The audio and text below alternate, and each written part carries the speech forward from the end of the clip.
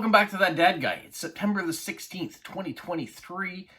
For us in Moncton, it is storm day. So outside, the Hurricane Lee has started to show some of its effects. It's raining out. It's a little windy. We've had the lights flicker already here, but have remained in power. I know there's 4,600 people in southern New Brunswick that don't have power as of right now at the recording of this. So it's not a lot of people yet, but we are starting to see some effects in southern New Brunswick from the hurricane as it comes, or the tropical storm. I'm not sure what it's categorized at this point. It's not really supposed to have its full effect be in Moncton until this afternoon, and then into the evening through until tomorrow morning. So that's when we'll see things. So I may do Instagram Live or a YouTube short or something if the weather picks up and it's interesting enough to film to show you what's going on.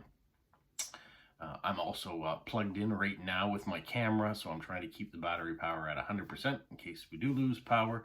It's always nice to have some connection to the outside world. So that's what's going on here right now. So let's get into the questions that you guys asked. I've got a couple of questions I actually have to go back and answer that for whatever reason were in my feed but didn't show up when I went to do the filming of those videos. So we're on part 84 today. The first question I have comes from part 81. So that was a while ago that this was put in. It comes from Amber in Missouri, and she says, do Canadians require a passport to get into the U.S.? I know before 9/11, U.S. citizens weren't required to have one to come to Canada, but it's different now. It certainly is different now. Yes, Canadians do require a passport traveling into the United States.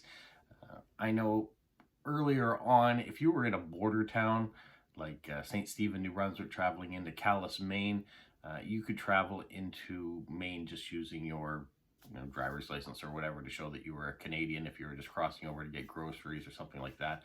But anytime we travel into the U.S., we do need a passport now, and vice versa. Anybody coming into Canada requires a passport. So that was question one. The second question she had was, who watches Polo when you guys are out of town? Or do you just throw some extra food in his bowl like a cat? No, it's not like a cat. When we went away to Montreal, our neighbor looked after Polo. She came over and she changed his water. She topped up his food. She'd give him kind of a little bath so he could do what he needed to do, and got some attention and exercise, and so that was great. For the most part, hedgehogs are solitary creatures, so he would be just fine if we left him alone and he went and ran on his wheel and used his litter box. But his food does need to be topped up. He doesn't eat a lot of food. As a hedgehog, he eats about a tablespoon of dry cat food. That's what he gets. He eats about a tablespoon a day, so not a lot. And the water he drinks is very minimal. I guess because he's an African hedgehog, he doesn't require a lot of water. So even though we fill up his little tiny bowl that he has, he barely makes a dent in it for the most part. He drinks a little there, and if you put him in we put him in a sink every day. He goes for a little swim. He does drink a little bit of water then, but that's about it. All right, so not a lot there. All right, we're going to get out of this category. So thank you, Amber from Missouri, for those questions. I also had a question from Mail Art Lover in Chile. Let me just try to see if I can find it. Well, it had asked whether or not, or how I got videos out, so many videos out. So almost every day I put out a video. I put about 5 videos out a week. She says she's got a backlog of videos that she's trying to get out. How do I do it? I would say, one, have a job that finishes early in the day. So it starts early in the morning, and I usually get it done in a good time. My kids are older now, so one off in university, one in last year of high school. So they don't require as much attention. Ari can drive and go to things by himself now if there's a car available. So generally, when I get home from work, I have the house to myself, so it's a good time for me to shoot, edit videos. And some of my videos don't require a lot of editing. Like this type of video, I just turn on the camera, I start rambling on, and at the end of it, I'm done. The only time I'm going to need to do some editing on this type of a video is if I'm going to overlay a picture, or I've got some words that I want to put in. Maybe I've made a mistake along the way and I need to correct it. Other than that, I don't have a lot of editing. I might shorten the video a little bit at the end where I go to turn off the camera So you don't see that. You can just see me say goodbye, and then it fades into Polo's picture or video. So yeah, but other videos, yeah, if I'm doing a touristy type video where I'm filming and stopping and filming, yeah, those require a little bit more editing and take up some more time. But for the most part, I just like to keep myself busy. So I'm a binge watcher of television. I really like TV, all sorts of different shows. And if I get one maybe that has been running for seasons and seasons, I've never seen it, I'm going to sit down and I'm going to start binge watching it. But while I'm watching it, I'm doing other things. I'm doing the laundry. I might be running the dishwasher, emptying the dishwasher. I might be prepping food for supper. I'll be answering on my phone messages that are coming in from Instagram or from YouTube. So I like to multitask while I'm watching my TV shows. And for the most part, I can do everything in a pretty close proximity to our TV room. So it allows me to watch TV and get some tasks completed. And that includes getting things ready for YouTube. So once it's been filmed, I can go lay on the couch. I can do my editing there. I can create my thumbnails. I can be watching television or sports or something or other on TV. And yeah, that's how I get out all my videos and do that. I multitask it into my daily life. So hopefully that helps, and maybe it's something you can do too if you want, but you don't have to, and no one has to put out this many videos as I do. Some people just put out one video a week and it works just fine for them. I just feel like I've got a lot that I want to say, and I've got a lot that I want to share about either events that are going on in the Moncton area, people that are interesting people I get to interview, or all my hobbies that I like to show as well. So that's it. All right, let's get on to the questions that were put in from last week. And let's see what we have here first. Just want to make sure I don't skip or miss anyone here.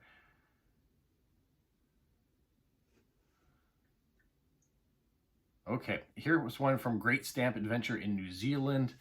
And Connie says, it's an age-related question. What's your earliest memory of your childhood?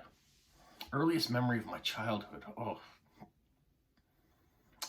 Well, I can remember going blueberry picking with my mother. We used to live in an area, it's all developed around us now, but there used to be woods really close to where my house was, and there were blueberry fields, wild blueberry fields in there. So my mother and I used to always go out at the harvest time and go into those woods and pick buckets of blueberries that she made wonderful blueberry pies out of it, or blueberry scones, lots of different things. My mother was a fantastic baker, and I love spending time with my mother doing those sort of things. We had a garden in the backyard. My mother and I would garden. I would get to pick the peas or pull the carrots or do all that sort of stuff. I guess I did do a lot of the heavy lifting, which was the planting of it and the maintaining, getting the weeds out. I was more there for the harvest time, I guess the easy time when you go out and you can pick fresh peas and eat them right out of the pods.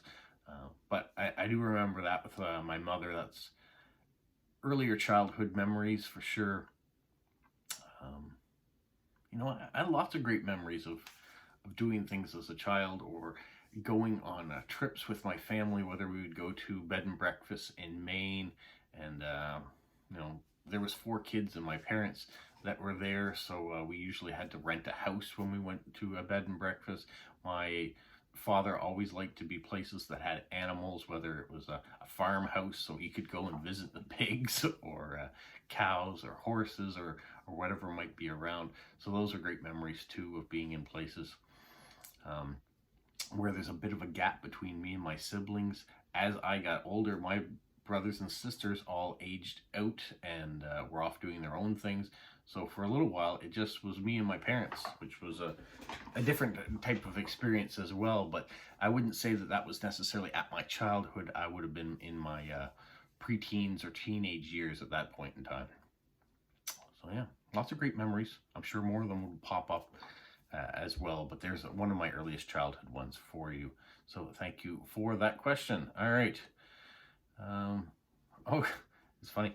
Popped up again. Amber from Missouri repeated the question that I didn't answer from episode 81 here. She's got it, who watches polo when you're out of town. Okay, well, I've answered that one for you. Sorry for missing it the first time around. I'm not sure what's going on. And she says, as for card limits with World Postcard Day, I can only send 10 cards anyway, so it's not much harm on my end. So that's good that the 10 card limit doesn't affect you. It doesn't really affect me either. I might have more cards than that to send, but you only need to send one card or have one card to register on World Postcard Day to get your badge. So if that's what you're into and collecting the badges, you only need one for that. For me, I'm started to send last week. I started to send out some of my World Postcard Day cards. I've got 50 of them. So as Friends Direct Swaps come in, I'm trying to respond with those cards to make sure that all my friends get their cards. And I will save at least one of them for my official cards on October 1st. For us, we can't mail until October 3rd because October 2nd is a holiday here for federal employees. It's National Truth and Reconciliation Day, which means there'll be a new stamp coming out too. All right, so watch for that. What else do we have for questions? Here's a good suggestion, though. It's not a question, but it's talking about upcoming questions. I think I might use it for November, so we'll watch for it. But Lila in Maryland says, maybe we can ask for Christmas cookie recipes. I think that is a fantastic idea. I loved having the recipe questions come in for last month. I want more of that, and I want to try to start making some of these recipes and doing videos on it too. So it's just a matter of finding the time and when it's going to fit into the schedule. So a Christmas cookie one would be perfect. If I asked it in November, that means the first Saturday in December, I would read out the responses, and then I would have all those recipes leading up till Christmas to make some of them. So yeah. Okay, this question comes from Judy in Florida. It says, who is the hockey player on the picture on the wall behind you? You see right up there? That is Martin Brodeur. He was the goalie for the New Jersey Devils, but in this picture, he is the goalie for Team Canada when Canada won gold at the Vancouver Winter Olympics. So my wife was a big fan of Martin Brodeur, thought he was very attractive, and yeah, my brother-in-law was living in Vancouver. He's a paramedic, and he was working the games, and he won this signed picture of Martin Brodeur in action during the Olympics. And on the bottom, it has a Canadian, let me see if I can, yeah, got the Canadian flag there, and then it's got a plaque that has his name on it as well. So, all right, I'm going to get a little closer. I'm not going to do that, but I will unplug from my power source just so you can see it. So there you have Mr. Martin Brodeur and his signature in number 30, because that's the number that he wore. You see that? The Canadian flag, and then his name down there with Team Canada. And you can see there's a Team USA player behind him. So that's our little bit of history on the wall. I do like hockey. I do like history. Let me just plug this phone back in, trying to keep the power going. All right.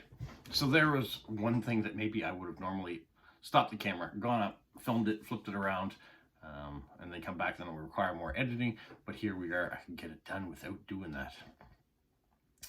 I think that might have been the last question. Just quickly scan back through here, making sure I haven't missed anything. Some people just write messages saying thank you for this and that, but don't put a question. So there we go. All right, that's all the questions that I have. So remember, if you leave a comment here on this video, leave it with a question. That way I can answer it next week. Some people come up with questions on other videos, and so I just answer them directly. But if you leave it here, the next week I can answer it in the format. Let's go over the question that I asked of you for the month of September. And it is, what is the fall activity in your area that you want to talk about? What is your favorite fall activity in your area? So all you have to do is send me a postcard with your response. You can put September question at the top or something to that effect, and mail it to my address, which is in the video description of all my videos. So it's easy to find if you want to send me a message. And then the first Saturday in October, I'll be reading all those responses. So I look forward to that. And look forward to start receiving them as well. It is the second week of September. I have yet to get a response. So hopefully they're just stuck in the mail and people have responded, and they will show up. So yeah. Well, looking outside the windows. I better put this video to rest, get it all up and edited and out before any power flickage happens, and you get to enjoy it.